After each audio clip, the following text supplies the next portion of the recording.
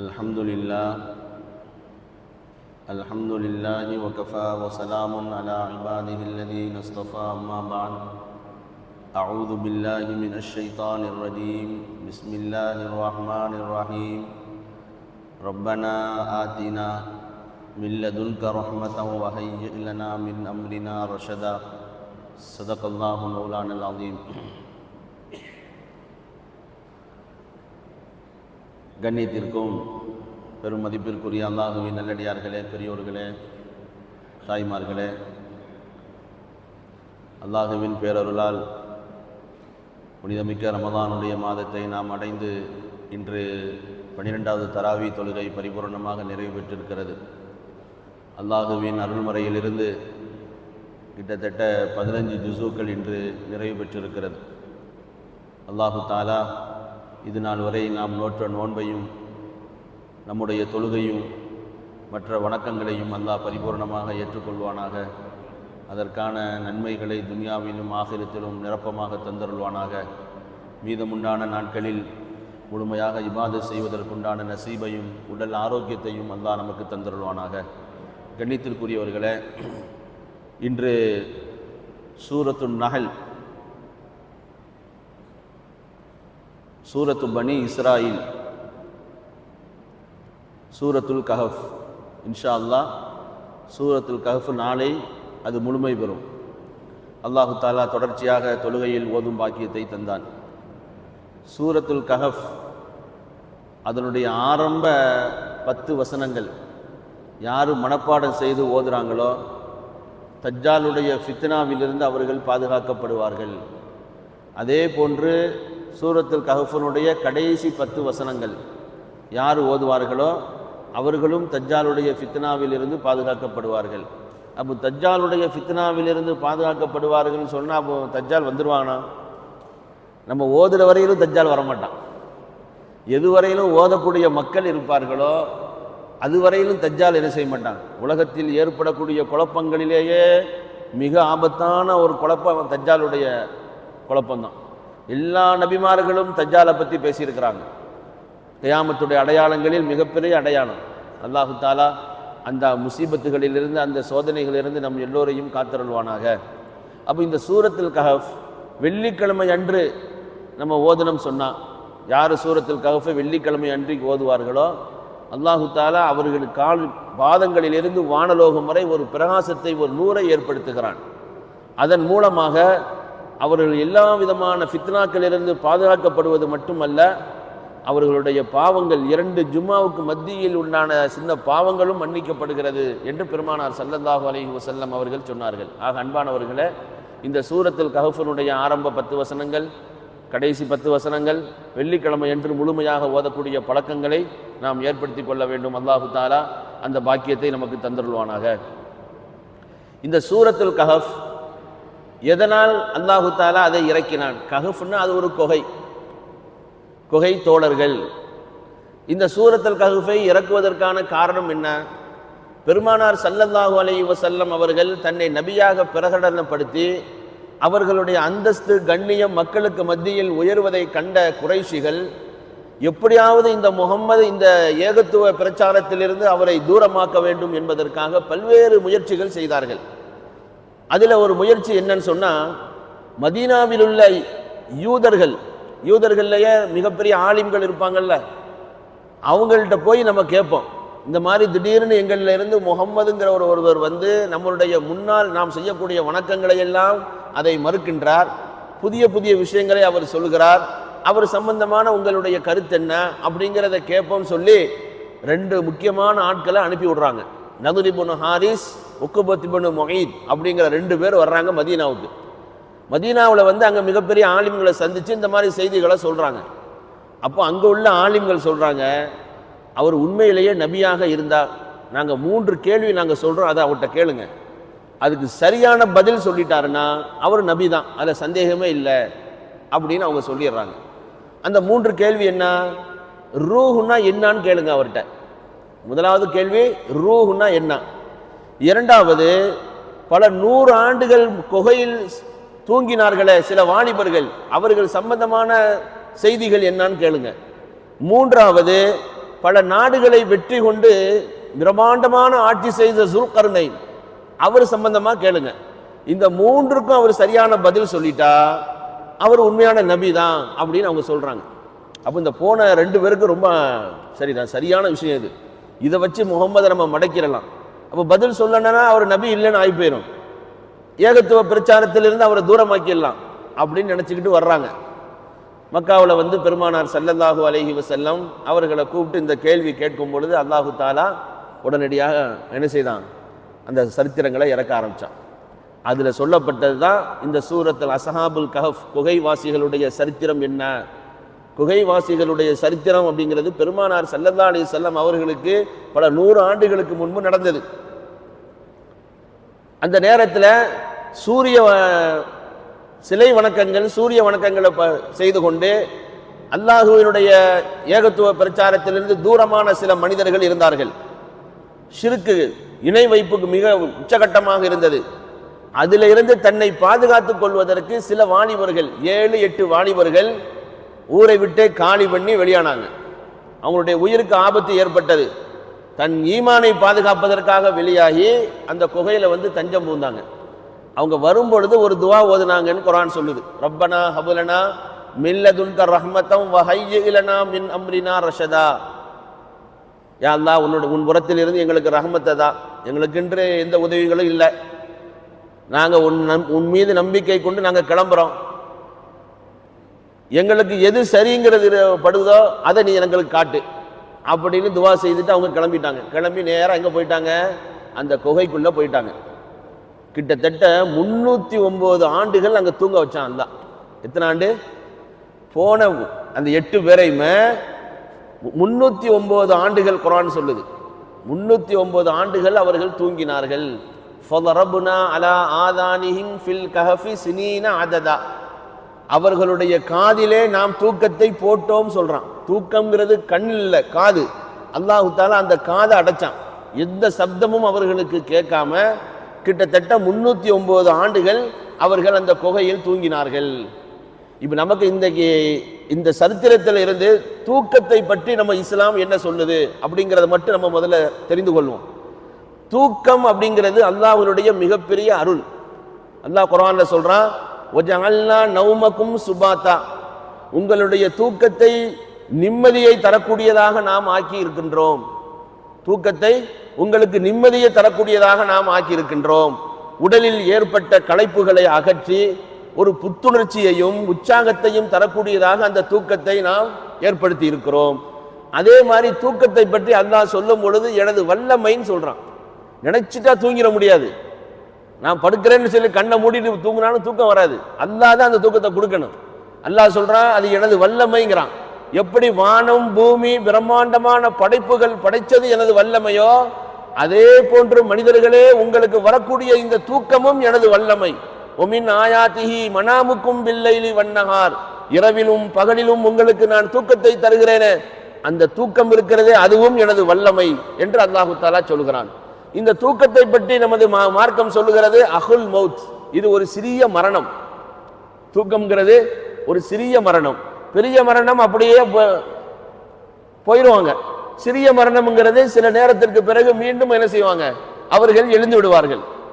அதனாலதான் பெருமானார் ஸல்லல்லாஹு அலைஹி வஸல்லம் அவங்கள்ட்ட சஹாபாக்கள் கேட்டாங்க, அஃபில் ஜன்னத்தி நௌமுன் யா ரசூலல்லாஹ், சொர்க்கத்துல தூக்கம் இருக்குதா அப்படின்னு. அவர் ரசூல் ஸல்லல்லாஹு அலைஹி வஸல்லம் சொன்னாங்க, சொர்க்கத்துல எங்க மௌத்துங்கிறது எங்க இருக்குது? சொர்க்கத்துலங்கிறது தூக்கங்கிறதே இல்லை. சுகமே சுகம், சந்தோஷமே சந்தோஷம்தான். அங்க தூக்கம் இல்லாம இருக்கிறதே மிகப்பெரிய ராகத்து. இங்க தூக்கம் இல்லாம இருந்துச்சுன்னா பைத்தியம் முடிச்சிடும். அங்க தூக்கம் இல்லாம இருக்கிறது அவ்வளவு பெரிய சுகமாக அல்லாஹு தாலா வைத்திருந்தான் என்று பெருமானார் ஸல்லல்லாஹு அலைஹி வஸல்லம் அவர்கள் சொன்னதாக நாம் ஹதீஸ் ஷரீஃபிலே பார்க்கிறோம்.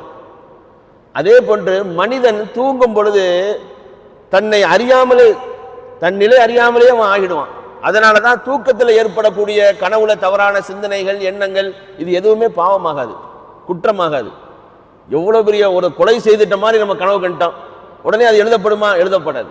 அல்லாஹு தாலா மலக்குமார்கள்ட்ட சொன்னா, தூக்கத்தில் என் அடியார்களுக்கு ஏற்படக்கூடிய இந்த விஷயத்தை என்ன செய்யக்கூடாது, எழுதக்கூடாது அப்படின்னு சொல்லி வச்சான். தூக்கங்கிறது மனிதனுக்கு அவ்வளோ பெரிய ஒரு ராகத்தையும் ஒரு புத்துணர்ச்சியையும் அது கொடுக்கக்கூடியதாக இருக்கிறது.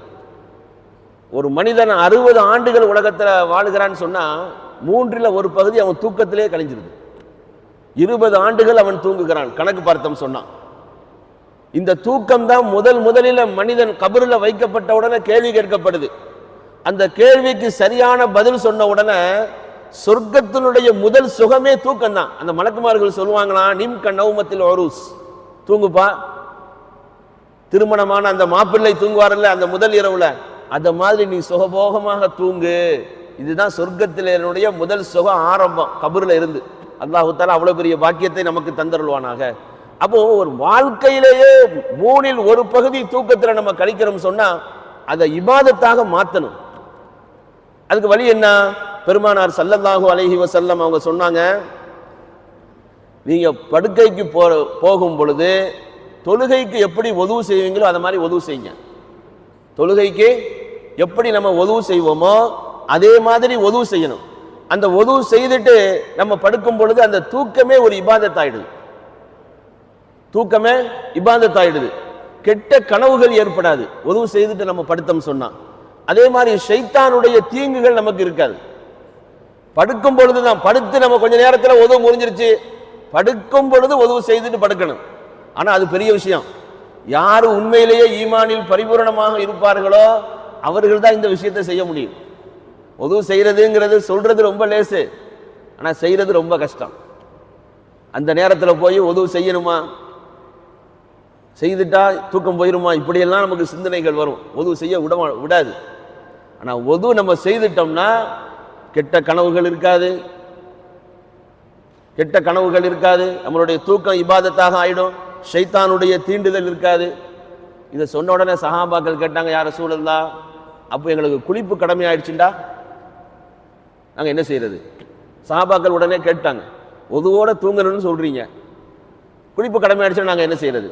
அப்போ ஸல்லல்லாஹு அலைஹி வஸல்லம் சொன்னாங்க, அப்போ நீங்கள் ஒது செய்துட்டு படுங்கன்னாங்க. அப்போ என்ன செய்யுங்க, நீங்கள் ஒது செய்துட்டு நீங்கள் குளிக்க முடியல, உடம்புக்கு எதாவது அடைஞ்சலாயிரும், நம்ம காலையில தான் நம்ம குளிக்கணும்னு சொன்னால் அப்படியே படுக்காதீங்க, ஒது செய்துட்டு நீங்கள் படுங்க என்று சஹாபாக்களுக்கு வழிகள் காட்டினாங்க. தூக்கம் என்பது அது இபாதத்தாக ஆகுதுன்னா இந்த மாதிரி சுன்னத்தான வழிகள் நமக்கு பின்பற்றப்பட வேண்டும். முதல்ல தூங்குறதுக்கு முன்னாடி நம்மளுடைய பெட்டுகளை உதடணும். ஸல்லல்லாஹு அலைஹி வஸல்லம் சொல்லி கொடுத்த சுன்னத்தான வழிமுறை. போன உடனே அப்படியே நம்ம படுக்கக்கூடாது. அதில் ஏதாவது நமக்கு இடையூறு தரக்கூடிய பூச்சிகள் இருக்கலாம், அந்த பெட்டுகளை உதடுறது ஒரு சுன்னத்து. அதே மாதிரி நெருப்புகளை அணைக்கணும். அந்த காலத்தில் இப்போ நம்ம வீடுகளில் பெண்களில் கேஸ் அடுப்பு பயன்படுத்துகிறாங்க, அதெல்லாம் அணைச்சிருக்காங்கிறத பார்க்கணும். மூணாவது, கதவுகளை மூடும் பொழுது பிஸ்மில்லா சொல்லி மூடணும். சும்மா நம்ம நாட்டில் மூடணும் சைத்தான் உள்ளே பூந்துருவான். 2 சைத்தான் செஞ்சு பேசுனாங்களாம். ஒருத்தன் பார்த்தா ரொம்ப ஆள் ரொம்ப மெலிஞ்சு போயிருந்தான், இன்னொரு ஆள் பார்த்தா ரொம்ப நல்ல பலமாக நல்ல ஆள் வாட்ட சாட்டமாக இருந்தான். அப்போ இந்த சைத்தான் அந்த சைத்தான்டா கேட்டானா, என்னப்பா நீ ஆள் ரொம்ப மெலிஞ்சு போயிருக்கிற அப்படின்னு. இல்லைப்பா நான் உள்ள நுழைய போனேன், பிஸ்மில்லா சொல்லிட்டான், உள்ள நுழைய முடியல, நான் வெளியாயிட்டேன். ஆனால் நீ இந்த மாதிரி இருக்கியா, நம்ம ஆள் பிஸ்மில்லாவே சொல்ல மாட்டான், முழுக்க முழுக்க நான் அவன் கூட இருந்தே நான் சாப்பிட்டுட்டு இருக்கேன்னு சொல்லி அவன் சொன்னான். அவன் ஷைத்தான் உள்ள பூந்துட்டான்டா, நம்ம நல்ல விஷயங்கள் பேசினா கூட சண்டையாயிரும்.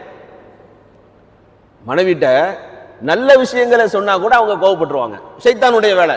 நான் நல்லது தானே சொன்னேன், ஏன் அவங்க கோவப்படுறாங்கன்னு சொல்லி அவன் யோசிச்சுக்கிட்டு இருப்பான்.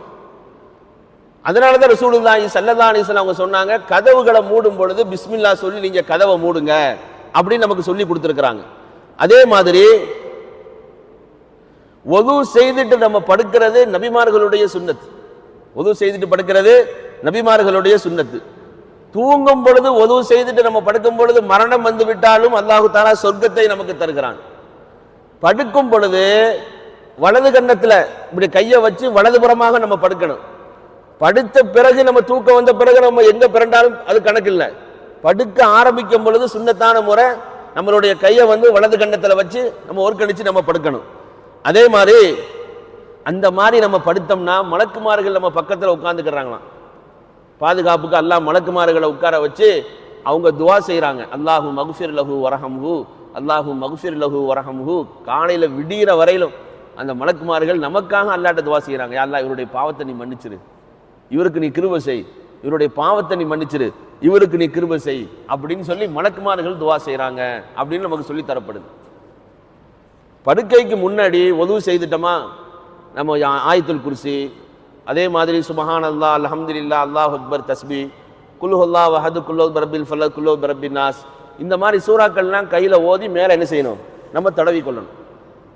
இதுவெல்லாம் நிம்மதியான தூக்கத்திற்கு பெருமானார் ஸல்லல்லாஹு அலைஹி வஸல்லம் அவர்கள் நமக்கு சொல்லி தந்த வழிமுறைகள்.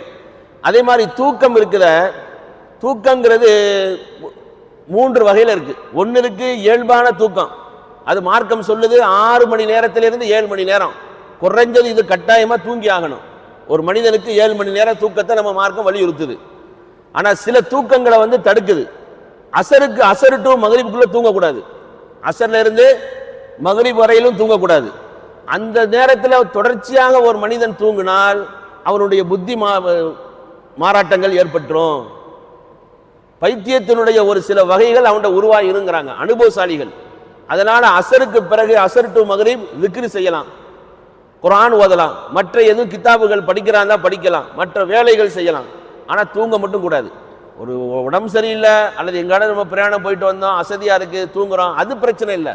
வளமையாக அசருக்கு பிறகு தூங்குற ஒரு பழக்கம் நம்மள்ட்ட இருக்கக்கூடாது. அதே மாதிரி ஃபஜ்ருக்கு பிறகு தூங்குற தூக்கம் இது ரிஸ்கை தடுக்கும்.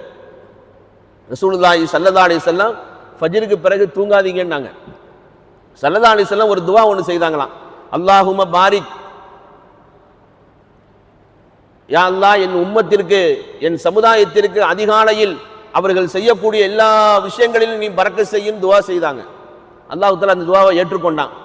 அந்த துவாவை கேட்ட சஹாபாக்கள் எல்லாம் அதிகாலையில் ஃபஜ்ர் தொழுதவுடன் அவங்களுடைய தொழிலுக்கு போனவங்க மிகப்பெரிய பாக்கியங்கள் அடைஞ்சிருக்காங்க. நம்ம ஃபஜ்ர் தொழுத உடனே போய் படுத்துட்டு நம்ம அப்புறம் போனோம்னா அது சரியா வராது. நம்ம போறதே 9 மணி 10 மணி, அது வரையும் நல்லா தூங்குறோம். தூங்கக்கூடாது, தூங்குறது ஹராம் இல்லை, ஆனால் தூங்குறதுனால நமக்கு இடையூறுகள் அப்படிங்கிறது நமக்கு என்ன செய்யப்படுது, மார்க்கத்தில் நமக்கு சொல்லி தரப்படுது. அதே மாதிரி கைலூலா அப்படின்னு சொல்லி ஒரு தூக்கம் இருக்குது. அந்த தூக்கம் என்ன, 12 to 1 அல்லது 1 to 2 கொஞ்ச நேரம் தூங்கி நம்மளுடைய உடலுக்கு மீண்டும் ஒரு ராகத்தை, ஒரு புத்துணர்ச்சியை ஏற்படுத்துறது தான் கைலூலா. அதை இஸ்லாம் வரவேற்குது. ரசூலுல்லாஹி ஸல்லல்லாஹு அலைஹி வஸல்லம் அவர்கள் சொன்னாங்க, கீலு ஃபைன்ன ஷைத்தான லா யகீலு, நீங்க தூங்குங்க, கைலூலா தூங்குங்க. ஷைத்தானுக்கு கைலூலா தூங்குறது பிடிக்காது. நீங்க அந்த நேரத்தில் கொஞ்ச நேரம் தூங்கி நீங்க உடலுக்கு ராகத்தை ஏற்படுத்தி கொடுங்க என்று ஸல்லல்லாஹு அலைஹி வஸல்லம் அவங்க சொல்லியிருக்கிறாங்க. அதுக்கப்புறம் மக்ரிபுக்கு பிறகு தூங்கக்கூடாது, இஷாவுக்கு பிறகு பேசக்கூடாது. அப்படின்னா என்ன, மக்ரிப் டு இஷா நீங்க படுத்துட்டீங்கன்னா இஷா தொழுக போயிடும். அதனால மக்ரிப் டு இஷா தூங்குறதை வெறுத்திருக்காங்க ஸல்லல்லாஹு அலைஹி வஸல்லம். இஷாவுக்கு பிறகு தேவையில்லாத பேச்சுகளை பேசி டயத்தை நம்ம வீணடிக்கிறது அது மார்க்கத்தில் மக்ரூஹ், வெறுக்கத்தக்க விஷயம். எவ்வளவு சீக்கிரம் படுக்க முடியுமோ படுத்துறணும். மார்க்கம் சம்பந்தப்பட்ட அல்லது தொழில் சம்பந்தப்பட்ட ஒரு ஆலோசனைகள், முக்கியமான ஆலோசனைகள் இருக்குது, அதை மாதிரி இதில் நம்ம கலந்துக்கலாம். ஆனால் அதை விட்டுட்டு தேவையில்லாமல் நம்ம உட்காந்து பேசி டயத்தை நம்ம வீணடிச்சோம்னா மார்க்கம் அதை மக்ரூஹ்னு சொல்லுது. ஆக அன்பானவர்களை, இப்படி நமக்கு தூக்கத்திற்கு கூட ஒரு அழகான வழிமுறைகளை நமக்கு காட்டி கொடுத்திருக்குது. நல்லவர்களுடைய பழக்கம் குறைவான உணவு, குறைவான தூக்கம், குறைவான பேச்சு, குறைவான பொது பழக்கம், குறைவான உணவு. உணவுங்கிறது 3ல் 1 பகுதி நம்ம என்னைக்கு சாப்பிட்டு பழகணும். அதிகமான உணவு நம்ம என்ன செய்யக்கூடாது, சாப்பிடக்கூடாது. அதே மாதிரி தூக்கம், எப்போ பார்த்தாலும் தூங்கிக்கிட்டே இருக்கக்கூடாது. டைம் கிடைக்குமோ நான் ஃப்ரீயா இருக்கிறேன் படுத்துக்கிறது, ஃப்ரீயா இருக்கிறேன் படுக்கிறது. ஆனா இதுக்கு எழுதுறாங்க, யார் அதிகமாக தூங்குவாங்களோ கடைசியில் அவங்க தற்கொலையில கொண்டு போய் விட்டுரும் அப்படிங்கிறாங்க. தூக்கம்ங்கிறது உடலுக்கு ராகத்தானது தான், அது எல்லாமே அளவு தான். எவ்வளவு சொல்லப்பட்டிருக்கிறோ எவ்வளவு தேவையோ அந்த அளவுக்கு தான ஒழிய நம்ம சும்மா இருக்கிறோங்கிறதுக்காக நம்ம தொடர்ச்சியாக நம்ம தூங்க ஆரம்பித்தால் அவனுடைய சிந்தனையில் வேறு வேறு விதமான குழப்பங்கள் எல்லாம் வந்துவிடும் என்று கிதாபுகள்ல நமக்கு எழுதுறாங்க. அதே மாதிரி குறைவான பேச்சு, குறைவான உணவு. பேச்சும் ரொம்ப குறைவா இருக்கணும். எப்ப பார்த்தாலும் வளவளன்னு பார்க்கிற ஆள்கிட்டையெல்லாம் பேசிக்கிட்டு தேவையில்லாத பேசக்கூடாது. இது நல்லவர்களுடைய பழக்கம் இல்லை. 4வது பொது பழக்கங்களை குறைச்சிக்கணும். அவர் எனக்கு தெரியும், இவர் எனக்கு தெரியும், அவர் எனக்கு தெரியும், இவர் எனக்கு தெரியும், நமக்கு தெரிஞ்சு ஒரு பிரயோஜனம் இல்லை. யாருக்கு நம்ம தெரியணுமோ அதோட நம்ம எவ்வளவுக்கு எவ்வளவு உலக பழக்கங்களை சுருக்கி கொண்டு அல்லாஹ்வோடு நெருங்குறோமோ அந்த அளவிற்கு நமது வாழ்க்கை பிரகாசிக்கும். அல்லாஹ்வுடைய நெருக்கத்தை குறைச்சி உலகத்தினுடைய பழக்கங்களை அதிகப்படுத்தினோம்னா நமது வாழ்க்கை கஷ்டமான சிரமமான ஒரு நிலைக்கு நமக்கு தள்ளப்பட்டுரும். இது நல்லவர்களுடைய பழக்கம் என்று நமக்கு சொல்லி தருகிறார்கள். தூங்கும் பொழுது அல்லாஹும்ம பிஸ்மிக அமூத்து வாஹியா அப்படிங்கிற துவா ஓதி படுக்கணும். தூங்கி எழுந்திருக்கும் பொழுது அல்ஹம்துலில்லாஹி அல்லதி அஹ்யானா பஅதமா அமாதனா வ இலைஹின் நுஷூர் அப்படிங்கிற இந்த துஆ ஓதணும். தூங்குறோம், தூக்கமே வரல, நம்மளும் எவ்வளவோ படுத்து பார்க்குறோம், தூக்கம் வரல. அப்போ ஸல்லல்லாஹு அலைஹி வஸல்லம் சொல்றாங்க, லா இலாஹ இல்லல்லாஹு அல் வாஹிதுல் கஹ்ஹார் ரப்புஸ் ஸமாவாதி வல் அர்தி வ மா பைனஹுமல் அஸீஸுல் கஃபார். இதை ஓத சொல்றாங்க. இதை ஓதுங்க, உங்களுக்கு தூக்கம் வந்துடும். நம்பணும், முதல்ல நம்பிக்கை. இது ஓதி எங்க வரப்போகுது, நம்ம மாத்திரை தான் நம்ம போடணும் அப்படின்னு நினைச்சீங்கன்னா அதுக்கு நம்ம ஒன்றும் செய்ய முடியாது. இல்லை, இதை ஓதுனா நமக்கு அது பலன் இருக்கும் நம்பி நீங்க ஓதினீங்கன்னா அதனுடைய பலனை நீங்கள் கண்ணால் காணலாம். இது சொன்னது சாதாரண மனிதர் அல்ல, அவர் சொன்னால் உண்மை, அது மாற்று கருத்திற்கே இடமில்லாதவர்கள் சொன்னதாகும் பெருமானார் ஸல்லல்லாஹு அலைஹி வஸல்லம் அவர்கள். அப்ப தூக்க வரலன்னா லா இலாஹ இல்லல்லாஹுல் வாஹிதுல் கஹ்ஹார் ரப்புஸ் ஸமாவாதி வல் அர்தி வ மா பைனஹுமல் அஸீஸுல் கஃபார் இதை ஓதுங்க.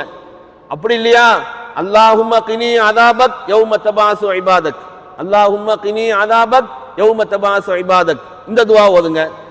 இதுவும் ஓத முடியலையா, மூணாவது சொன்னாங்க, அல்லாஹும்ம காரத்தின் நுஜூம் வ ஹதாத்தில் உயூன் வ அன்த ஹய்யுன் கய்யூம் லா தஅஹுதுக சினத்து வலா நௌம் அஹ்தி இலைலி வ அனிம் ஐனி அப்படிங்கிற துஆவை சொல்லி கொடுத்தாங்க. யா அல்லாஹ், நட்சத்திரங்கள் எல்லாம் மறைந்து விட்டன, கண்களெல்லாம் தூங்கி விட்டன, நீயோ ஹையானவன் கையுமானவன், உனக்கு சிறு தூக்கமும் அல்ல பெருதூக்கமும் அல்ல.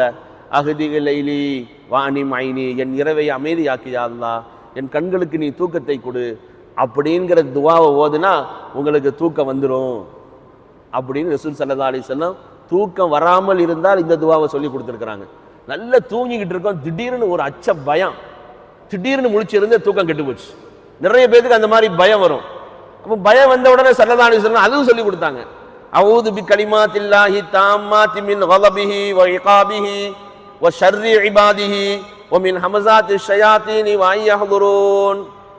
அந்த அச்ச உணர்வு பயம் எதுவுமே இருக்காது. ஹஜ்ரத் காலித் இப்னுல் வலீத் ரலியல்லாஹு தஆலா அன்ஹு மிகப்பெரிய வீரர். ஸல்லல்லாஹு அலைஹி வஸல்லம், யா ரசூலல்லாஹ், தூங்கி பல நாள் ஆயிடுச்சு, எனக்கு தூக்கம் இல்லாமல் எனக்கு ரொம்ப சிரமமாக இருக்குது, என்ன செய்யண்டே உனக்கு தெரியல, அப்படி என்னதான் உனக்கு இடைஞ்சல், இந்த மாதிரி திடீர்னு இரவு ஆச்சுன்னா எனக்கு பயம் வந்துடுது, இப்படி இல்லாமல் சிந்தனைகள் வருது அப்படின்னு சொன்னாங்க. அப்போ ஸல்லல்லாஹு அலைஹி வஸல்லம் ஹஜ்ரத் காலித் இப்னு வலீத் அவங்களுக்கு இதை தான் சொல்லி கொடுத்தாங்க. அஊது பி கலிமாத்தில்லாஹி தாம்மாத்தி மின் கலபிஹி வ இகாபிஹி வ ஷர்ரி இபாதிஹி வ மின் ஹமஸாத்தி ஷயாத்தீன் அய்யஹ்துரூன் அப்படிங்கிறத சொல்லி கொடுத்தாங்க. இதை அவங்க ஓதுனாங்க. பிறகு ஒரு 4-5 நாளைக்கு பிறகு ஹஜ்ரத் ஆயிஷா சொல்றாங்க, காலித் இப்னு வலீதில் கேட்டாங்க, நான் ரசூல் ஸல்லல்லாஹு அலைஹி வஸல்லம் எப்படிப்பா இருக்குன்னு. யா ரசூலுல்லாஹ், நீங்கள் சொன்ன பிறகு நான் ஓத ஆரம்பித்தேன், எனக்கு அந்த இடைஞ்சலே இல்லைன்னு. இந்த துஆவை ஹஜ்ரத் அப்துல்லா இப்னு உமர் ரலியல்லாஹு தஆலா அன்ஹு தன் பிள்ளைகளுக்கெல்லாம் சொல்லி கொடுத்துருக்குறாங்க. இன்னைக்கு நம்ம பிள்ளைகளுக்கு எந்த துஆவும் சொல்லி கொடுக்கறது இல்லை. எந்த அளவுக்கு சொல்றாங்கன்னு சொன்னா, சின்ன பச்சிலம் குழந்தைகளாக இருந்தால் இந்த துஆக்களை எழுதி அந்த குழந்தைகளுடைய கழுத்திலே அவர்கள் மாட்டிக்கொள்வார்கள் அப்படின்னு எழுதுறாங்க. ஆக அன்பானவர்களே, இஸ்லாம் என்ற இந்த மார்க்கம் நம்மளுடைய வாழ்க்கைக்கான நிம்மதியான வாழ்வுக்கான எல்லா வழிகளையும் இலகுவான முறையில் நமக்கு சொல்லி தந்திருக்கிறது.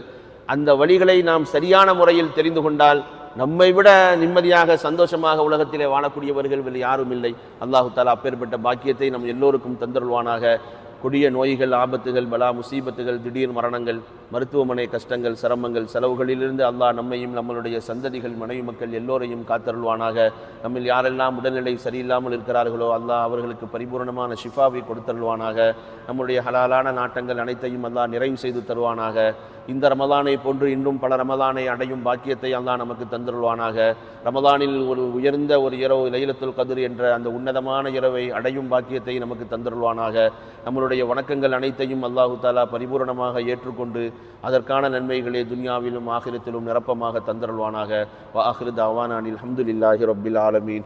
ரப்பனா ஆத்தினா ஃபித் துன்யா ஹஸனா வ ஃபில் ஆகிரத்தி ஹஸனா வ கினா அஸாபன் நார்.